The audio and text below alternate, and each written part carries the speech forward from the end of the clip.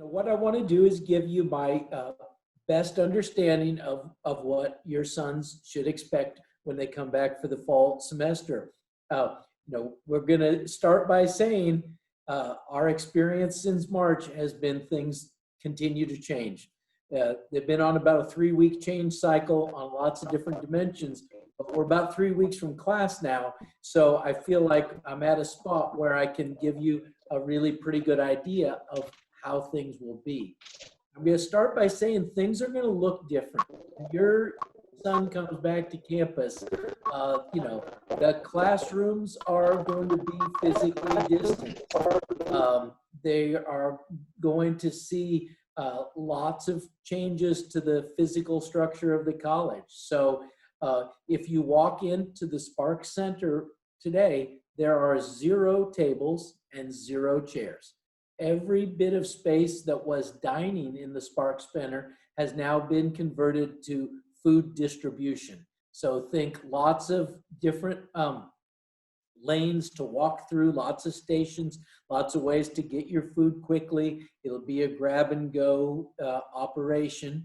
Then there'll be, for example, tents outside for people to eat outdoors, and people will go back to, or people can go back to their personal space, to their living units. You'll see a similar thing in the fraternities. Reduction and elimination of seating indoors and tents outdoors, as well as small groups of guys getting together. So there will be a lot of things that look different when you come back to campus. A big change in process will be everybody's going to monitor their health every day. Students, faculty, staff, me. We're all going to take our temperature every day. We're all going to answer a series of short questions about any changes in our health status. And then that is going to inform each of us if we should be going to class, going to work, going to the office, or if we should stay home, call the student health center and have a consult before we do our daily activities. This is going to be a culture change, and this is something where I do need parents to help get this message across. Unfortunately for us, Wabash Always Fights can be used as the reason that we drag ourselves to class, even with a runny nose or a terrible hacking cough, or worse, frankly. And I will say, my faculty and staff colleagues, because I've done it myself, we're terrible at this, okay? We show up to work. I'm glad that Jim Amidon did not record my coughing last winter, okay? And that all ends, okay? We're gonna be very explicit about it. And that's not because I'm gonna come down with COVID this winter. It's because I come down with a cough as we all do, but we're gonna need to stay home. Anything that seems like it could be respiratory disease, we're gonna wait and check that out. So this is a big culture change for this place, and I got to get people to understand part of being responsible for the community's health is to monitor your own health and stay home when you're not well. We will quarantine students who wind up sick. We've got testing kits for COVID-19. This is an actual picture of a COVID-19 test kit in the Wabash College Student Health Center. We have contracted for test kits, and we've contracted for the capacity to have them processed at a lab. So we have guaranteed processing capacity. So if a student is suspected, we're going to confirm, or in the vast majority of the case, realize he doesn't have COVID-19, but we have the capabilities. This is new for our health center, obviously. If a student has a positive test, we're going to move him to an alternative living situation. Ideally, for many of our students who are within driving distance, it's probably going to be more comfortable for them. Probably their family is going to feel most comfortable if they come home to recuperate. But in the intervening period, or if it's not feasible for that student to return home, we've got a a comfortable place where they can stay. Their meals will be delivered to them. We've actually had this facility developed since March when we were thinking that this might be something that we would need for the spring semester. This part will be different, all right? People will be wearing masks. It's gonna feel different when your son comes back to campus. It's felt different for me when we started adopting mask wearing this summer for those of us who have been here. But after a reasonably short time, it becomes second nature. So, you know, you wear your mask around the neck. When you leave your personal space, you put it on. It's not nearly as daunting once you do it for a week or two. Admittedly, I'll tell you, the first 2 weeks, my assistant had to put signs up inside all the doorways that I would pass, reminding me to put it on. And it's been really helpful. That's, of course, another thing that's going to be a little different when your son comes back. There's going to be signs everywhere. Okay, it's both to remind us of our best practices, and it's a little jarring the first time you see it, but then you just realize, okay, that's to remind me to wash my hands. That's to remind me to put on my mask. That's to remind me that this is the stairway we all use to go up in Center Hall, and this is the stairway we all use to go down in Center Hall. All of these things are working towards community health, and they're different, but they're all very important to what we'll do this fall semester. Now, things will look different when your son comes back. I will assure him, I want to assure you that what we're doing is really quite in the norm for all of the residential liberal arts colleges in the Midwest. The Great Lakes College Association is our consortium of peer institutions, and one of the great strengths of that group over the last several months has been to share best practices. So we don't all have to reinvent the wheel. We are individually small institutions with finite capacity, but when you put together 10 or 12 of the best liberal arts colleges in the country, we can accomplish a tremendous amount.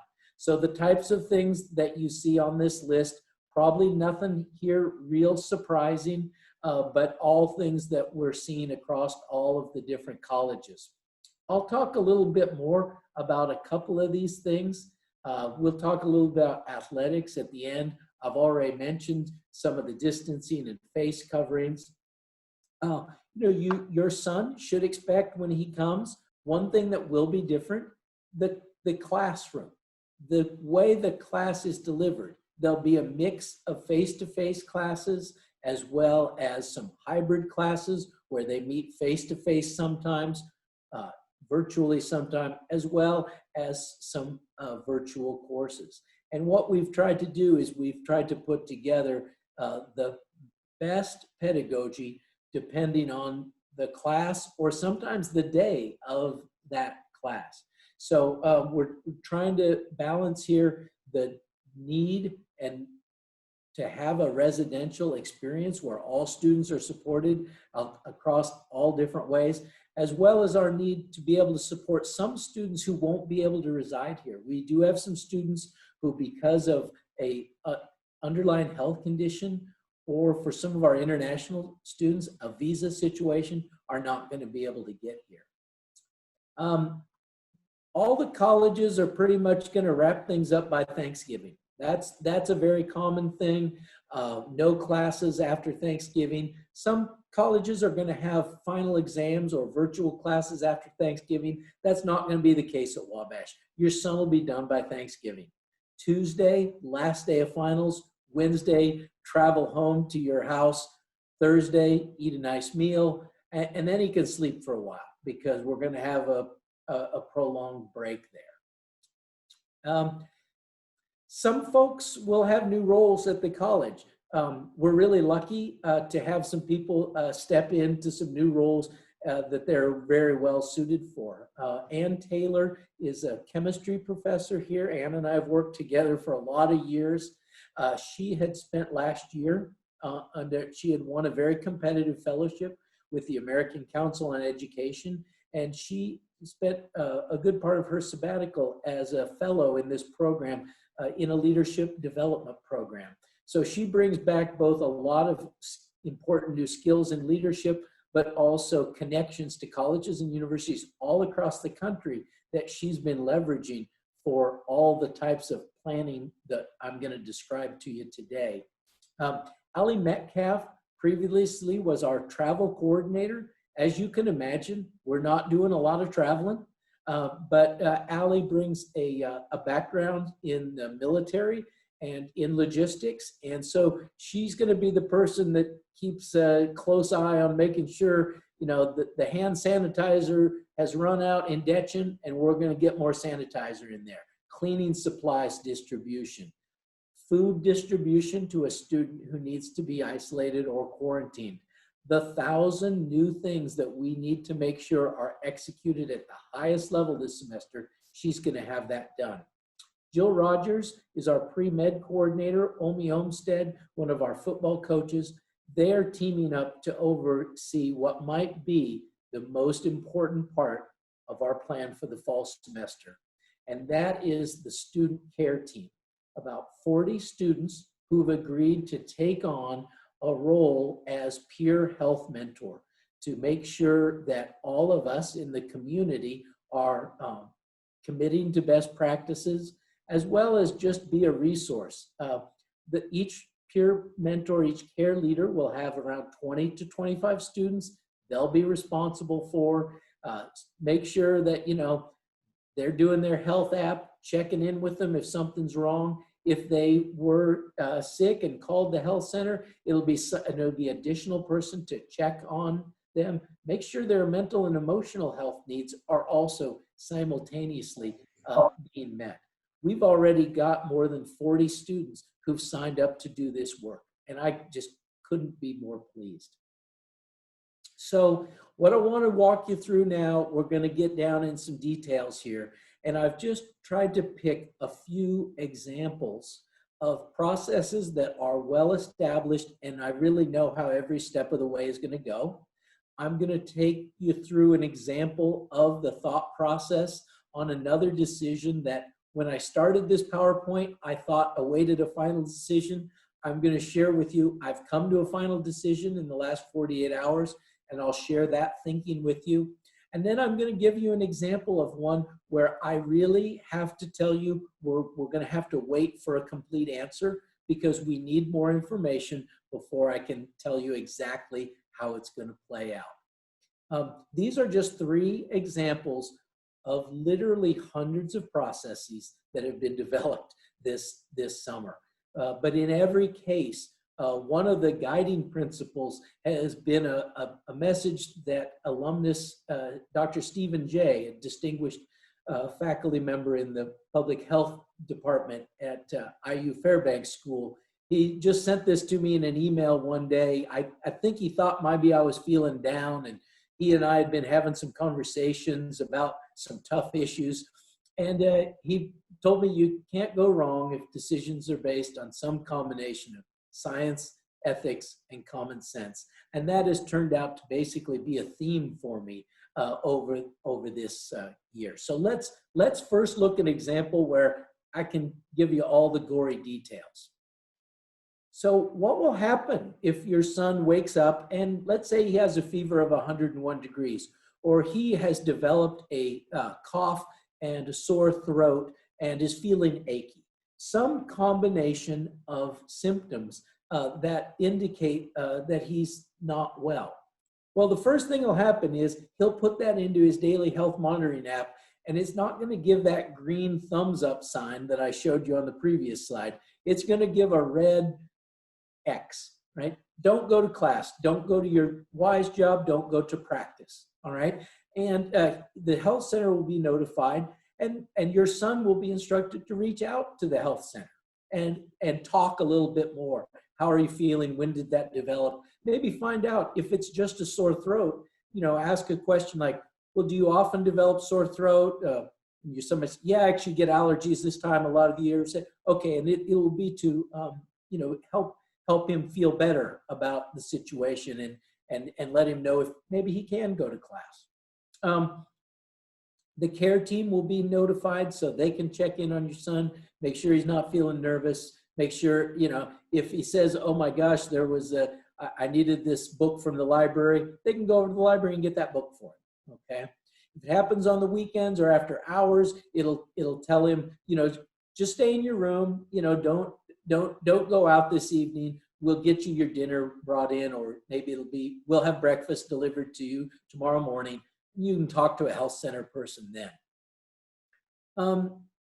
It may be that the health center says, you should be tested for COVID-19. I want all the parents to know, when we ask a student to be tested for COVID-19, that is not going to mean that we think he has COVID-19. Our strategy will be to liberally test students. In other words, an abundance of caution approach. Most of the tests are going to be ordered for students who we know or we're sure don't have COVID.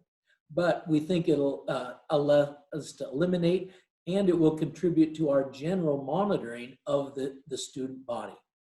So I showed you a picture, said we've got the tests over in the Student Health Center.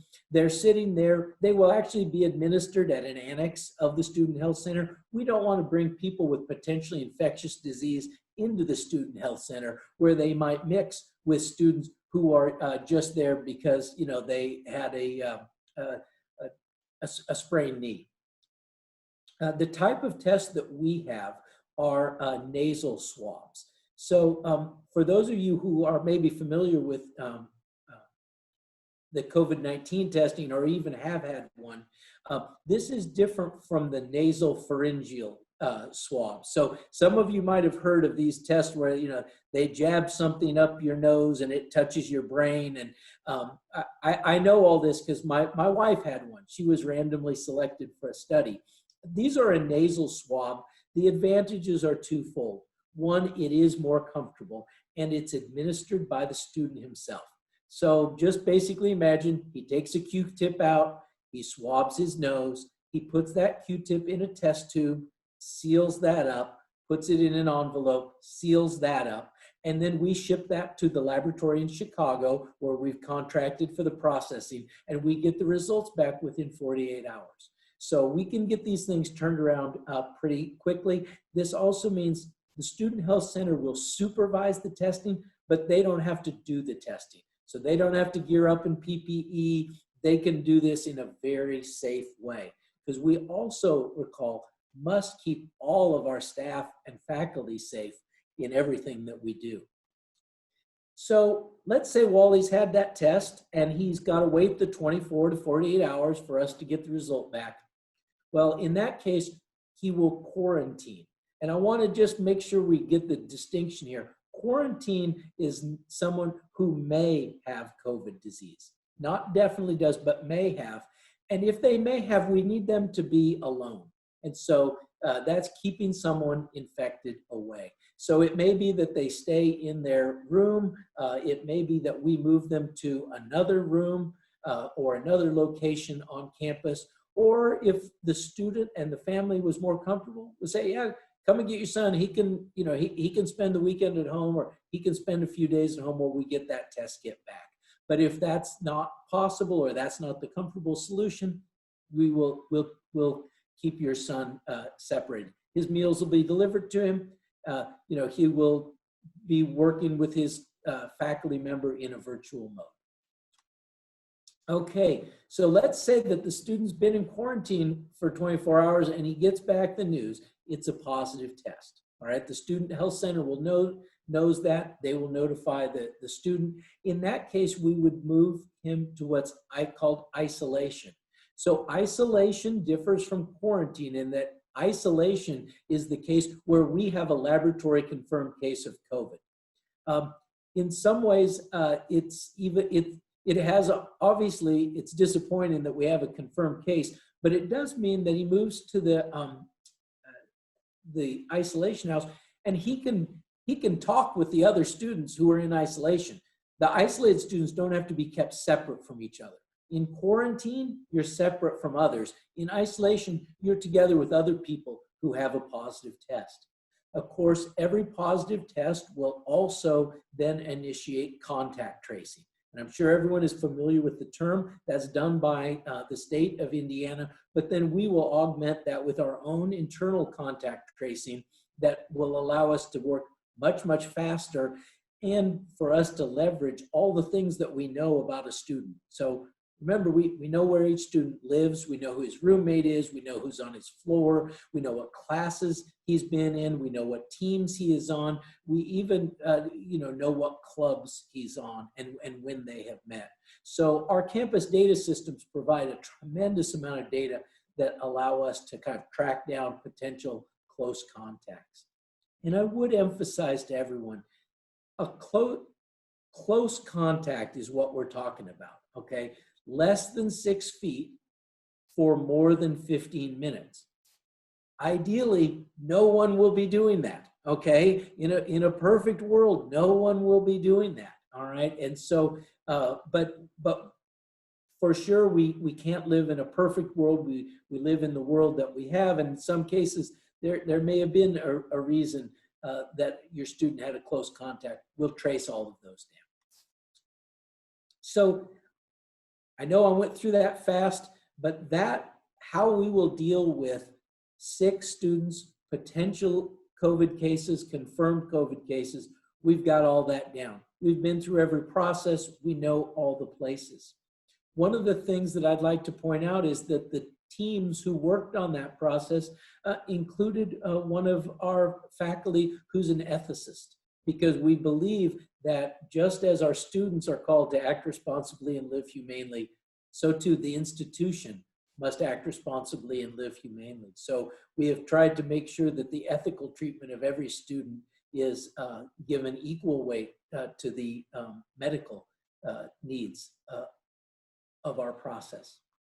So I'm guessing this is what a lot of parents are interested in. What's our testing strategy? Let me begin by saying that we need to make sure we understand testing is not a magic bullet. I think that the role of testing, while it is an important component, it cannot replace social distancing. It can't replace mask wearing. It cannot replace hand hygiene. It's part of the overall strategy, but I worry that people think that it's going to be the solution. It's not. That said, we'll have a robust testing program. So I've already mentioned that any student who shows any symptoms is going to be tested for COVID-19. There's really no reason not to do that. Because remember, if a student's showing some symptoms, I need him to be quarantined. So if he has a false positive on the test, he's no worse off. That's an important distinction. If you're coughing and you have a fever, you're going to have to quarantine. Maybe you get I can give you a COVID-19 test, it can come back negative, and 72 hours after the fever is gone, you're back in the classroom. Or the day after the cough is gone, you're back in the classroom, because it wasn't COVID disease, it was one of the other 1,000 respiratory things that young people, really all of us, routinely have. So bottom line, we will liberally test students who have any symptoms at all. This is the more tricky problem, and that is, how much testing should we be doing that's monitoring for disease rather than trying to confirm disease? And there are good reasons for us to test people who are asymptomatic, who are showing no signs. One is it will help us identify some people who have COVID disease and have had no symptoms, have not tripped the wire on our symptom monitoring app. Now, we know that there are asymptomatic cases of COVID-19. That's well established. It's less well established how many there are. There is quite a range right now in the scientific thinking on how many truly asymptomatic cases are out there. One of the reasons we are going to emphasize that daily health monitoring, and parents can really help us here, if you do the daily health monitoring, you're more likely to pick up on these things early and pick up on them, maybe pick up small symptoms that you wouldn't have noticed except someone asked. The other reason that we want to do some random testing is because we do want to know, we want to monitor the prevalence of COVID-19 on campus. And the best way we can do that is by doing random testing. Now, probably you're hearing people say, well, we should just be testing every student every week. We don't need to sample. We should just do the whole campus. And the concern that I have, and really a concern that I do not think has gotten enough attention in the conversation about testing, is the downside of false positives. From the very beginning of this pandemic, Dr. Douglas reminded me that quarantining someone, keeping them all alone, that's considered a form of torture that people use, right? And we can't do that lightly. We cannot put a young person and quarantine them and keep them isolated without making sure it's really in the best public health of the whole community. And additionally, if I had someone had a false positive, I'll have to put their close contacts into quarantine. So we have to balance the need to have an accurate assessment and identify asymptomatic cases with the risk of false positives. The balance between those two is determined by basically what level of disease we need to measure, as well as how much prevalence there is in our campus community. One of our faculty has worked with me on these calculations. So we have calculated, how many students do we need to test each week to be able to determine a given level of COVID at what statistical confidence level. And that's based on a really nice guidance that we got from the Fairbanks School of Public Health. One of Dr. Jay's colleagues wrote up for us considerations of a college of 800 students and how one does testing. So the community spread is one of the things that we monitor. Here I'm sharing the percent of positive tests in our local area. Wabash we are located in Montgomery County, Indiana, and then we've included all the counties that are adjacent to Montgomery County. And this, the data is updated daily at the State Department of Health site, and so we've been monitoring this. And what we see is, like most of Indiana, really most of the nation, that back in April we were getting a lot of positive tests. It went down nicely, and by early June we were down close to 5% positive tests, which is really great. If you get the positive test rate down to around 3%, that's where public health officials say you're doing a really good job of controlling COVID in your community. Now, what we've seen over the last few weeks is a rise, and we're getting up there close to 10%, and 10% is where we begin to become concerned. So we're monitoring this. The other thing I want to say is that we're very lucky to be located in Indiana and to have a student body that's mostly going to be returning from Indiana, because the Indiana State Department of Health has been a national leader in COVID testing. We have substantial testing capacity in the state, and our State Department of Health has now run 2 large-scale random samples where they have sampled around 5,000 people across the state. They did the first one in late April. They found 1.7% of the individuals tested positive. They did that the end of May, early June. It was down to 0.6%. So about 1 out of 150 people were positive for COVID at that time. This has been one of the most important pieces of data we have to guide to give us an idea of when we bring back students back to campus and faculty and staff back to campus, how many people might we expect have COVID disease or exhibit characteristics in that. So, you know, we were down at 0.6%. It's going up. You know, we're trying to get a best estimate of where that might be. Which leads to the last component of testing, and the one that we've really just confirmed in the last 48 hours our plan for. And this is testing the students when they return to campus. Now, there's been lots of talk of testing all students when they return to campus. I have been concerned about that approach because of the false positive issue that I mentioned and unnecessarily isolating and quarantining students. But in the last week, a opportunity became available to the college to partner with the CVS drugstore chain. So for those of you who don't know, there are COVID testing sites at about 1,300 CVS state shops across the country right now, and the number is growing. And CVS will partner with colleges and universities to test their student bodies at home before they travel to campus. And this really changed my mind about this, because this is going to allow us to determine a baseline level of COVID disease. It will allow those students who test positive to stay at home and not bring disease to campus.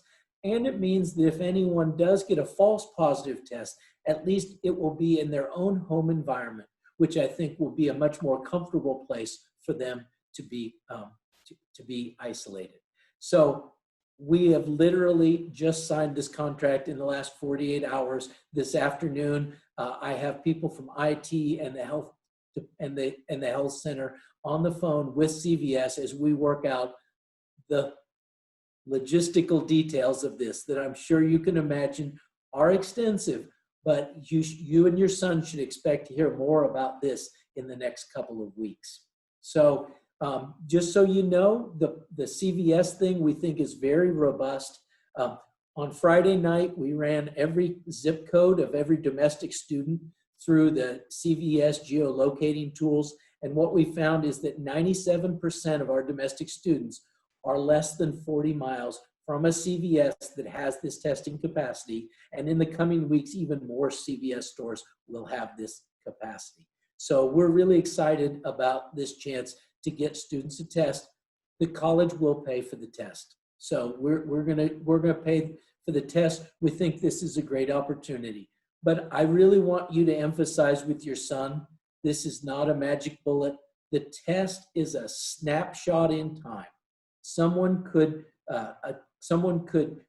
begin to have the disease the next day. It doesn't mean we have eliminated. It means we have done a lot to eliminate it, but it should not be seen as a golden ticket to act irresponsibly. It just can't.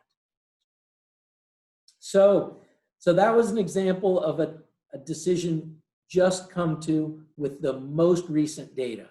Now I got to give you an example of one where we simply do not have enough information to give you definitive answers. And the reason is that athletics is complicated because it requires not only Wabash College to put together our processes and practices, but it involves a collective action of a group of colleges to play against each other. And that, of course, as you can imagine, really complicates the equation. Our league, the North Coast Athletic Conference, has last week announced this set of preliminary measures on our plan towards athletics. So we've delayed the start of the competitive season around 2 weeks to give us time to assess and plan. We really just need to get our colleges up and going before we can be traveling to other colleges to have an athletic competition. We've all agreed to eliminate non-league play.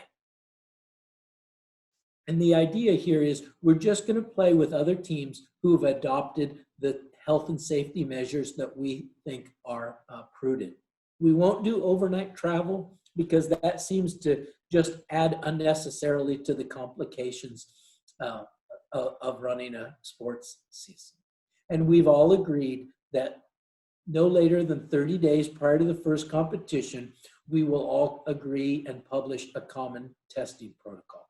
The testing, the COVID-19 testing, that's the stickiest part. We have to get a protocol together that all of the colleges will be able to implement. And while in Indiana, we have, as I've mentioned, quite good testing capacity, not all of the colleges that we play with are located in areas where they can say that. I will say that Oberlin and Kenyon have decided not to participate in fall athletics. That was their institutional decision. As you can imagine, each institution has its own strengths and its own challenges.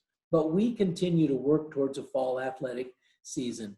But I'm just going to tell you, any details of what that looked like really depend on information that we don't know at this time. NCAC presidents and athletic directors will be meeting again next week. We do need to digest some very recent directives that we received from the NCAA yesterday afternoon.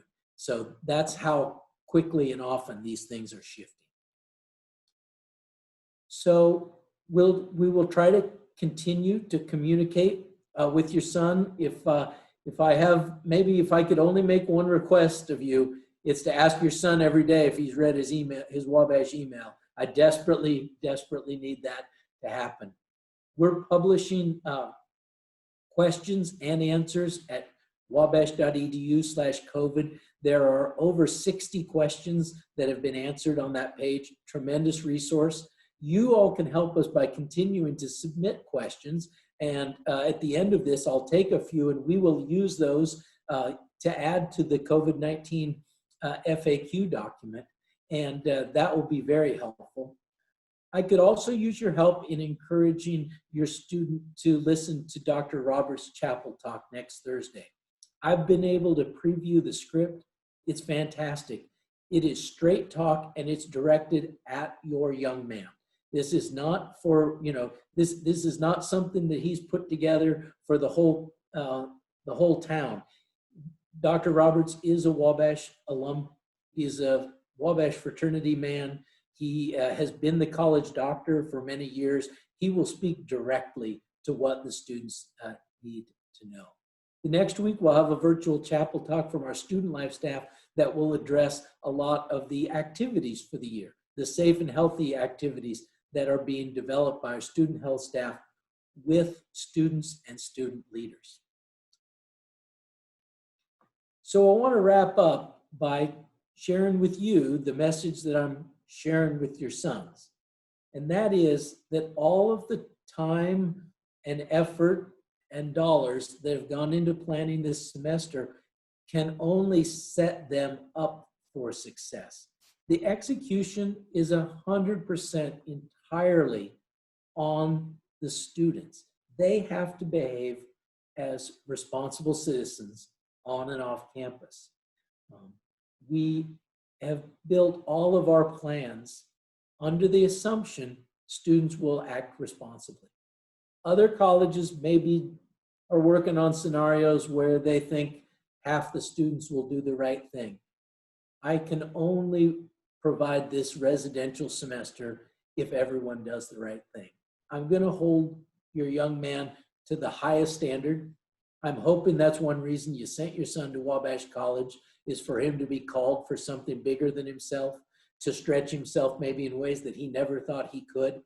And this semester, that is going to come true larger than it has in any time in the past. I need your help. If we do this, obviously this is the chance for your son to leave here with a pride of accomplishment, of being a part of a community that did something that, quite frankly, a lot of people think is impossible. We think this is a chance for us to show the world what Wabash College is capable of, to show that a group of young men can be responsible and can do things that nobody thought they were able to do. So encouraging your son to be part of something bigger is one of the best things that you can do.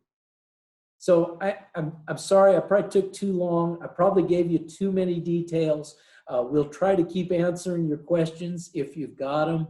I'd love to take a few questions now if Deanna'd like to call on some people who might have a question or two. But at the end of the day, thank you in advance for all the support that you give your son. And thanks for putting your trust in Wabash College. It's what I wake up every day thinking about. It's what I go to bed every night thinking about. And it's super important to all of us on campus, the commitment that you've made in sending your son to Wabash College for what will admittedly be a very unusual semester. Deanna, do we have some questions? Oh, you're on mute, Deanna. I do that every time. Okay. I hope that everybody on the committee received my email last night and your assignment. So I have Gary Bacon first for his question. Gary, are you still with us? Yes. Hey, Scott, maybe you could kill your screen share so we can see who's asking the questions. There we go. Well, thank you for all the information you provided for us. Our college is going to be a microcosm of the world, and we need to teach our young men how to be responsible out in the world and demonstrate that. So thank you for your leadership. One of the questions that I have is, what is your biggest concern or worry, or what do you worry about? So in these last few weeks, as we come up to students returning to campus, I'm worried a lot about messaging from the outside world. I'm worried about messages that say that college students can't be responsible. I think those are corrosive, and I think they're terribly damaging. I'm worried about messages that get directed to some young people that minimize the effect of the COVID-19 disease and might make students think that it's foolish for them to make any sacrifices for a disease that is unlikely to impact them personally. So, what this group can do is just kind of remind people that your son has chosen to go to a different college. And, maybe college students in general don't live up to what we need this fall. That doesn't mean college students at Wabash College will do that. And also just to remind them, they have lots of faculty and staff that they love here. And I can tell you, many of those faculty and staff are older. Many of those faculty and staff do have conditions that make them at risk for COVID. And I can tell you, those people are committed to this college. I can't keep them away from the students. The students have to maintain their health because there are people who very much are here to serve them that need to be protected. Thank you. Okay, next question, Rudisels. Hi, I want to say thanks, President Feller, in your very first year as president of Wabash. All of these tough decisions and your leadership going forward. Appreciate that. As a pediatrician and an alum, I appreciate your basing your decisions on science and the ethics and common sense, and not fear nor Facebook. And I expect nothing less from a chemist. Both of our sons have used the great counseling services you have at Wabash College. And in these more challenging times, I was wanting to know, are there any additional plans to address mental health challenges and concerns beyond the students reaching out for assistance? In essence, are you going to have counselors going to fraternities, going to classrooms, going to their tutorial groups or with sports teams, some way to try to reach the kids that may not reach out to the counselor for help, but trying to find those kids before they get to a rougher place this year? It's a great question. So we've got several things. The first is just structurally, and what this reflects is the changing understanding of the mental health needs of young men on our campus. everything the Healthy Campus Task Force works on, they always keep mental health in mind. And it just thrills me when I see, a message from them and they say, we must address, the physical and mental health of every student. So it's built into a lot of the planning that we're doing. The care team students, a lot of that is to be the voice. And, obviously they are not trained counselors, but exactly as you're hoping, Rob, they are to move our students to a trained counselor. I'm also pleased that we, during the spring semester, offered virtual counseling sessions through the counseling center. So the counseling center is equipped with HIPAA compliant video methods to counsel students who might be in quarantine, maybe can't come over or are sick. And so we'll be able to maintain that. And so in addition to the care team and our regular counselors, I'm going to share with this group that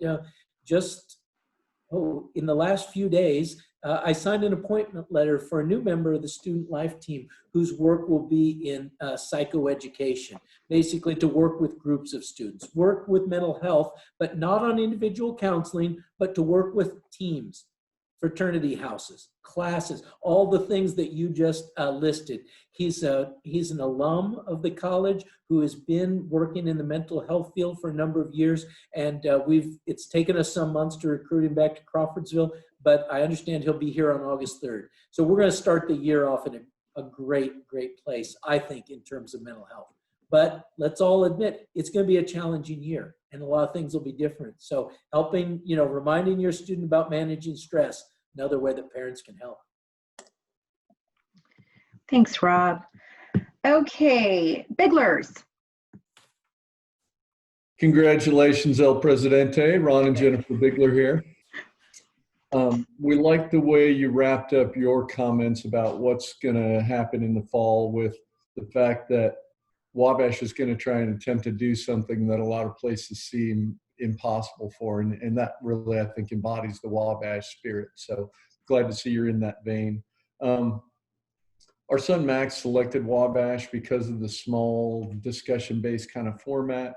In the same vein, that's why he's elected to join a fraternity, the leadership opportunities, the interaction opportunities. And that kind of leads into our question about within the fraternity structure, will they be able to enjoy and share common meal times where a lot of that fraternal camaraderie, meeting updates, social interactions of traditions, etc., happen?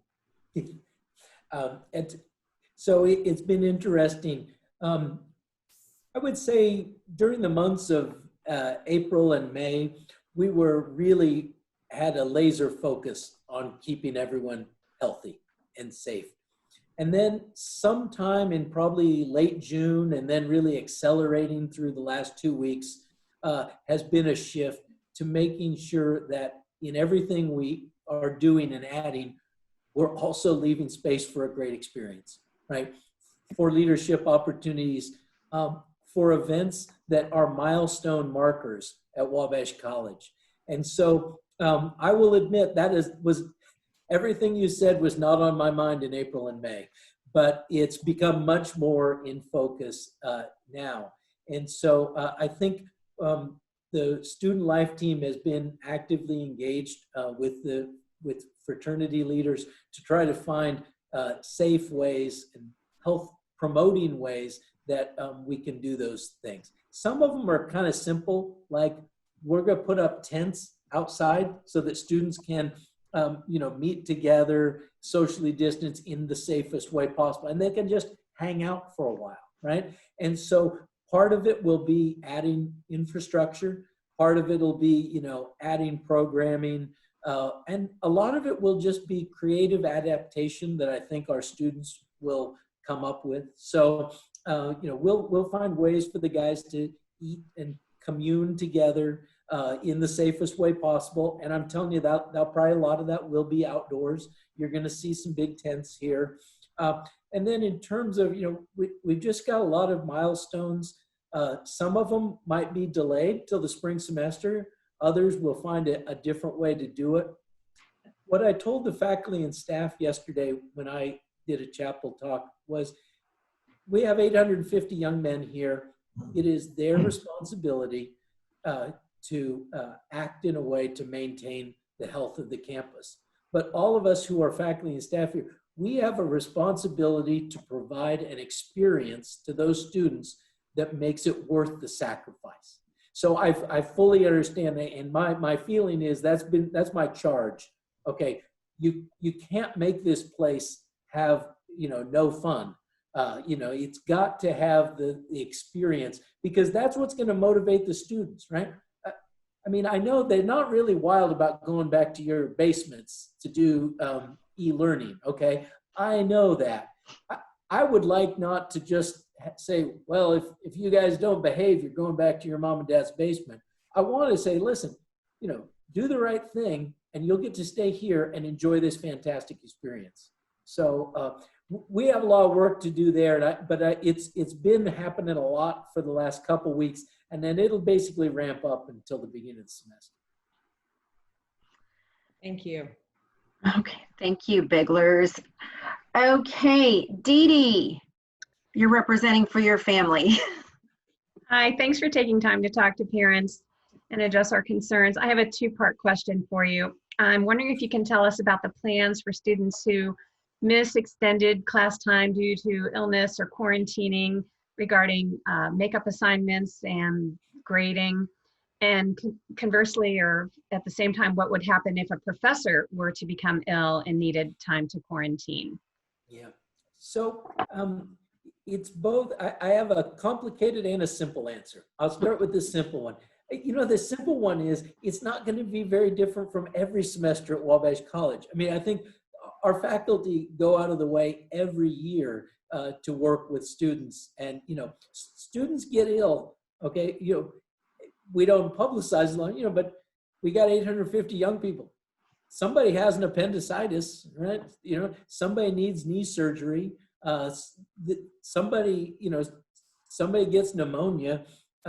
They don't stay home as much as they should, but they do stay home. And we have a history of working with individual students. That's part of a student-centered culture here. So largely the answer is they'll work with them on a one-on-one basis. We will have the advantage of using the additional technologies that we've put into place. I talked to our educational technologist in the end of March last year when we were about 1 week in to virtual learning. And I asked him, how far had we advanced our use of teaching with technology? And he said, oh, by my estimate, in the last week, we've moved the college forward 5 years. And I think if we took the rest of the semester, we've probably moved us forward 10 years. So we're way better equipped to do things like record a lecture, for example, or record a Zoom call like we're doing today. So as well as use our campus learning management system, that's Canvas, to keep a lot of the materials on so that students didn't have to be in class to pick up the handout. They can download it from Canvas. So a lot of that. I will say this is where parents can help. Faculty will be dealing with more of it than usual. So they're not going to deal with anything they don't deal with every semester. It's the quantity that worries me. And what's going to be most as important is that students communicate. Because if one student's gone from my class, I noticed it, and I'll probably keep a track, and I might reach out to him. But if 3 or 4 students are missing from my class, that's going to be too much for a faculty person to kind of reliably every time not let someone fall through the cracks. So students need to be proactive in communicating. But after that, I think we'll be good. If a faculty person is ill, I mean, if they have mild symptoms of illness, or if they're just home because they've got the common cold, and that's going to happen because I don't want them coming to campus with the common cold, they'll use things like Zoom. They will go into virtual instruction. Again, we learned so much in the spring semester. We're way better at doing that. If someone was out for an extended time, it will be challenging. Generally, faculty are working on contingency plans with the other members of their department. But for some, there'll be some specialized classes where some of the stuff will just have to wait until the faculty member returns. Because in some areas we don't necessarily have two faculty who are the world expert on that thing that your son is taking. So it'll be a mix of things. If it was general chemistry, they could call me. I could probably run over and teach that for a day or two. But if Professor Wysocki is homesick and needs someone to teach organic chemistry, I tell you, you just don't want me to go and fill in for her for a day. The students will be better off if they wait till she comes back. Okay, thank you, Dee Dee. Hogan's. Hi, thank you so much for including us in the presentation. It definitely did ease some of my anxiety, which I think getting information always helps ease anxiety.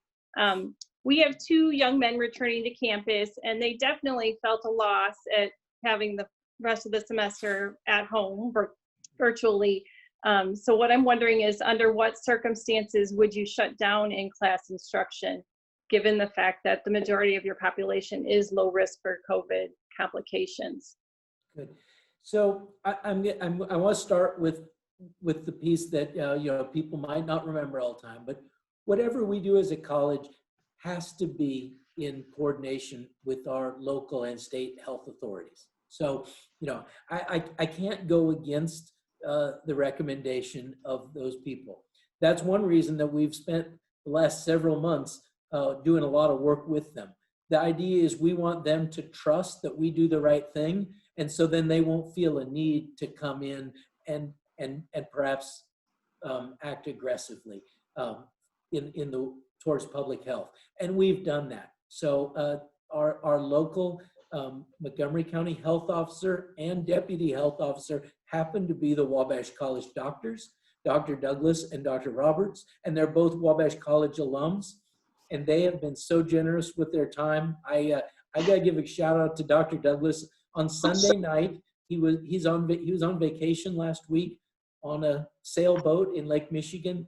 He came into port so that he and Dr. Roberts and I could do a Zoom call last Sunday night together. So their commitment to the college is outstanding. So it would always be a collaborative decision with them. In terms of what are the things that would drive that, it would be a high percentage of positive tests coming back. If we started to see a high percentage of positive tests coming back that was indicative of the growth of COVID disease in a way that we didn't think that we were going to be able to turn the corner and move it back down, that'll be the thing that worries folks. And so that's why we want to do the baseline testing. Certainly, I think it's fair to say that both our county and our state officials have been very clear in saying there is not at this point a line that will cross, because it will be also dependent on what it is. If we got a whole bunch of positive tests because one living unit had a lot of COVID disease in it, we would try most likely an early mitigation, like quarantine that dorm or quarantine that house. And so it won't be that, it's really hard for me to give you a specific answer because it's going to depend a lot on the specifics of where it comes up. But, we want to be the last to throw in the towel, okay, but we are going to be safe and healthy. I also can't put the campus community or the Montgomery County community at risk. So everybody here wants the young men to have the residential experience. It's where we can support them best, and we're all committed to that support. But I think the thing that we'll watch is the percentage of tests that are positive, and hope that number is staying down at a level that gives our health officials confidence that Wabash College is on top of things. Okay, Dr. Feller, do you have time? We have 3 more questions. Sure. Okay. I just want to be respectful of your time. Sarah. You're on mute, Sarah.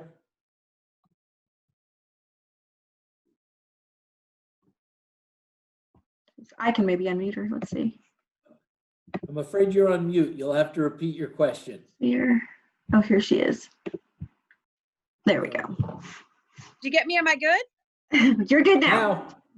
So greetings from Atlanta, Georgia. We are so thrilled to have you, and thank you for believing in Wabash Men. I not only have a rising sophomore, we have a rising sophomore named Jack. I'm also the daughter of a Wabash man. So we are so thrilled to be here and to have you at the helm. One of the questions I know that PAC has and so many parents have is related to if we have a situation where we've got a cluster of perhaps students who are sick, what do we do about cleaning? You know, just today it was announced in Atlanta that a country club in Buckhead, we've got 67 coworkers who've tested positive. So they've had to shut down. Yeah. What do we have in place for, say, when we've got to clean a particular living area or an area where a lot of people, and a lot maybe at Wabash could be 5, I don't know. But how do we tackle that so we can keep these boys there learning and invigorating at Wabash? So we've got several things. First is we're going to come back to my theme. I am going to call on the students to perform at the highest level, and that will include better personal hygiene and better hygiene of their space and their common living units. We will do training with students, and we will, make sure that I was going to say we'll make sure all the cleaning supplies are full, but sometimes I'd actually like to see them not full. It's all full that gets us nervous some days. So we will work on responsibility. We'll work on education. We have also hired some additional cleaning staff with our partners, Sodexo. And what I would also like to let you know about is in Sodexo, we have a very strong partner. They are a very large company. They are working at all different kinds of institutions and understand the many needs of cleanliness and hygiene. Sodexo had clients in Wuhan, China. They've been working on cleaning protocols since early February. I've seen their COVID response manual. It's this thick. And so, at the end of the day, that's a place where we're really very lucky that we happen to have a partner that can bring all this off-campus expertise to us. So we think that through the combination of calling the guys to a higher power and leveraging the power of our Sodexo team, that we can get a lot done. But and the other thing I'm just going to say is I'm going to have to keep coming back to the guys. It's a lot of emphasis on the physical distancing and the mask wearing in those spaces. That's one of the ways that we keep things clean. Okay, thank you, Sarah. Jennifer.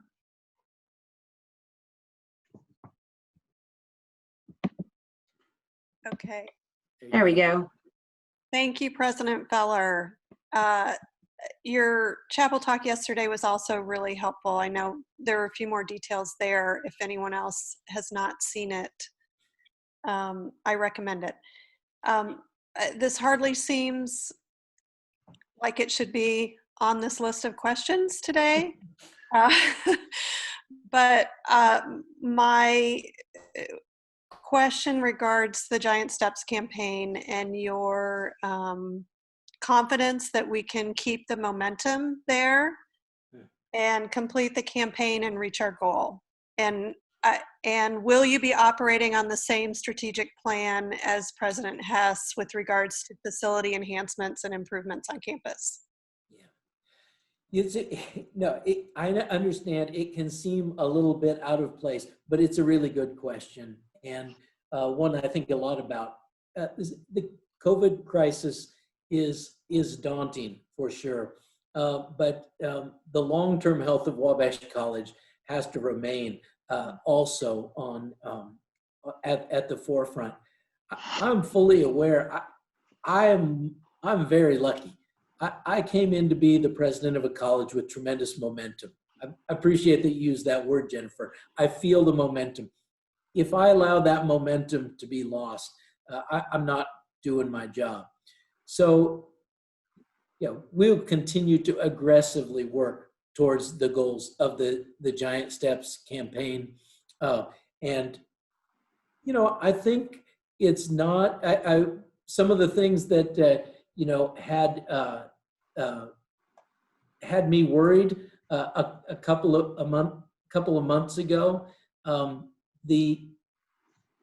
If you'd said back in April that, our endowment was going to bounce back to 324 million on June 30th, I think a lot of people would say that's impossible.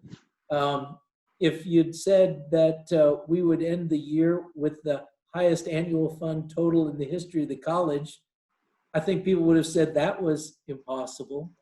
I think what we're going to do is we're going to, as hard as the work is, we are going to continue to be bold. So, some of you probably saw this spring, other colleges canceled their day of giving. And you can understand why. It's a little bit like your question, Jennifer. It almost seemed out of place to do a day of giving during a pandemic. But we did one. It was the biggest one we've ever had. We raised $1.2 million. It not only catapulted us into the annual fund success, but it brought new people and connected new people to the college. So yeah, everything that we're going to do in philanthropy, including working towards philanthropic support of some critical capital projects that this campus really needs, yeah, that's going to happen all the time. So, we just finished the biggest fundraising year in the history of the college. So, and a lot of that was during pandemic times. So, and just so you know, this is not, there are philanthropic organizations having excellent years. The pandemic is obviously a huge drain on us in many ways, but it's also reminding us of some things that are very important to us in the world. And so I want to be bullish on the chance that this is that opportunity to show why the world needs Wabash. And part of that will be to show people why they need to support Wabash through their time, talent, and treasure. So it's full steam ahead on Giant Steps. Thank you. Okay, last question. Wallace's. Here we go. Thanks for Yeah. chatting with us today, President Miller. We appreciate it.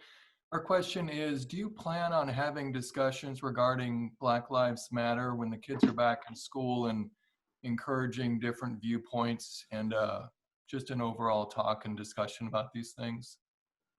Thank you. That's an excellent question, and I'm glad that we were able to move to some big things that are going to be important for the long-term health of Wabash College, and certainly, moving forward the conversation on how Wabash College becomes a more inclusive organization, and how Wabash College contributes to sending young men out into the world that are going to make our society one that is free of racism and that moves towards the equality that we all want for our nation. This is hugely important. It's one of the reasons I'm desperate to have the students back. I don't know how I move that conversation forward in all virtual manners. These are hard conversations, and I appreciate you framing the question in terms of making sure every voice is heard. A lot of the problem of racism is that we have not made the space for all voices to be heard. And so we need to make sure that in what we do, we make that happen at Wabash College to begin with, and that then seeds conversations that make this conversation around campus or around the country. So yeah, I want to have that conversation. I've started the conversation with various students and various student groups this summer, and I want us through both outside speakers and especially through all members of the Wabash community to step forward. And I would like that at the end of this year, we have a vision for what it means to work against racism. I'd like to have a vision for what it means to be a gentleman in the year 2020 and how that includes working against racism and towards tolerance for all of us that are around. Our students are very engaged on this issue. It's clearly an issue that has engaged young people. If I can't give them a chance to work through the most important social issue of their lives, I will have failed. So yeah, a big reason to get folks back here is exactly to move forward the conversation on equity that needs to expand at Wabash College and to expand everywhere. Any more questions, Deanna? Nope, that's it. I just want to take a minute to thank you on behalf of myself and the committee and the entire body of Wabash parents for taking the time to sit down with the PAC and allow them to ask some of their questions. Parents want to know what's going on just as much as the students do, and we know that your time is valuable and really, really grateful that you took the time. Well, thank you all for everything that you're doing.